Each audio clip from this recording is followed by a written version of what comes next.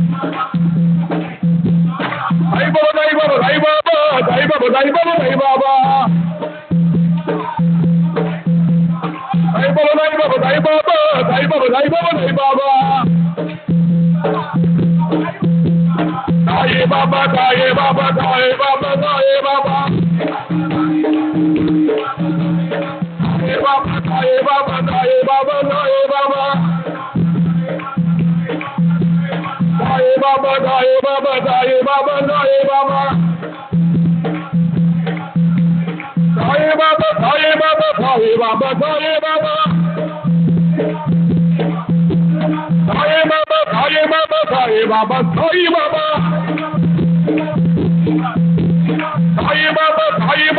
Sai Baba, Sai Baba.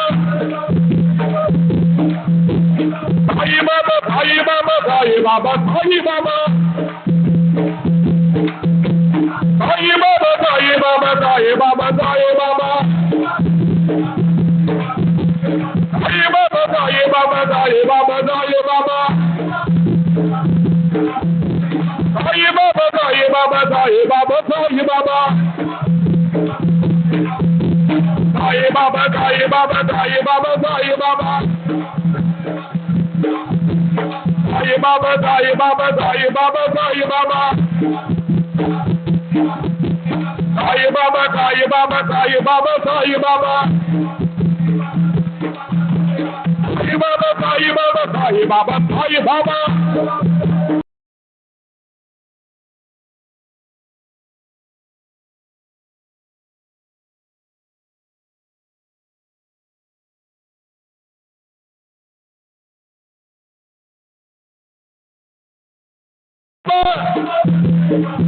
Sai Baba, Sai Baba, Sai Baba, Sai Baba.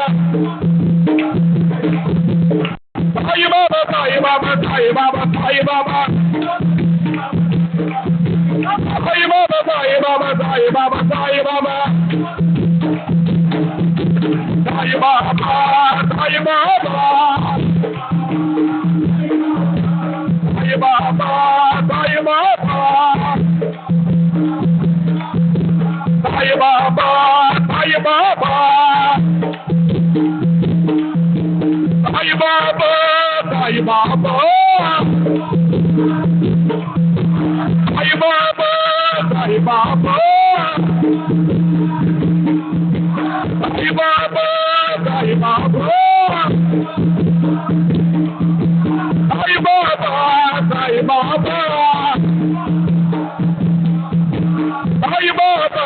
Baba, Sai Baba. Sai Baba, Sai Baba, Sai Baba, Sai Baba. Sai Baba, Sai Baba, Sai Baba, Sai Baba. Sai Baba, Sai Baba, Sai Baba, Sai Baba. Sai Baba, Sai Baba, Sai Baba,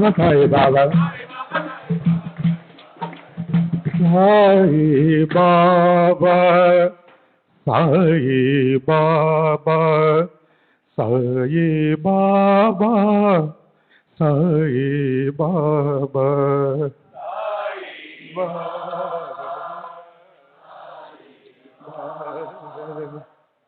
Sai Baba, Sai Baba. सच्चिदानंद सद्गुरु साईनाथ महाराज की जय। सद्गुरु श्री साईनाथ जय बाबू जी की जय।